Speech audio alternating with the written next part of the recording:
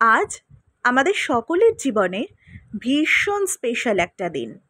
আজ গুরু পূর্ণিমা। গুরু শব্দটা সত্যিই ভীষণ ছোট, তাই না?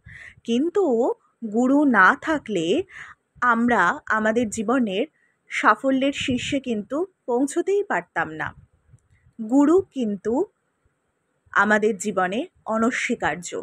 গুরুর ভূমিকা আমাদের জীবনে অনস্বীকার্য।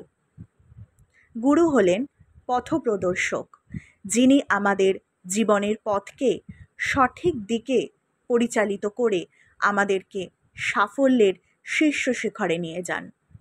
গুরু হতে পারেন আমাদের পিতামাতা, গুরু হতে পারেন আমাদের শিক্ষক, গুরু হতে পারেন পরমা প্রকৃতি।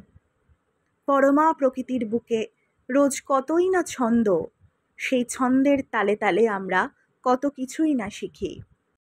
গুরু হতে পারে আমাদের মধ্যে থাকা চেতনা, আমাদের মধ্যে থাকা বিবেক, যা প্রতিনিয়ত চেষ্টা করে চলেছে আমাদেরকে সঠিক দিকে পরিচালিত করার। গুরু হলেন আমাদের সৃষ্টিকর্তা, যিনি আমাদের সৃষ্টি করেছেন, যিনি আমাদের সাফল্যের পথও সৃষ্টি করেছেন। শুধু একটা দিন নয়, জীবনের প্রত্যেকটা দিন, জীবনের প্রত্যেকটা মুহূর্ত আমাদের গুরুর জন্য।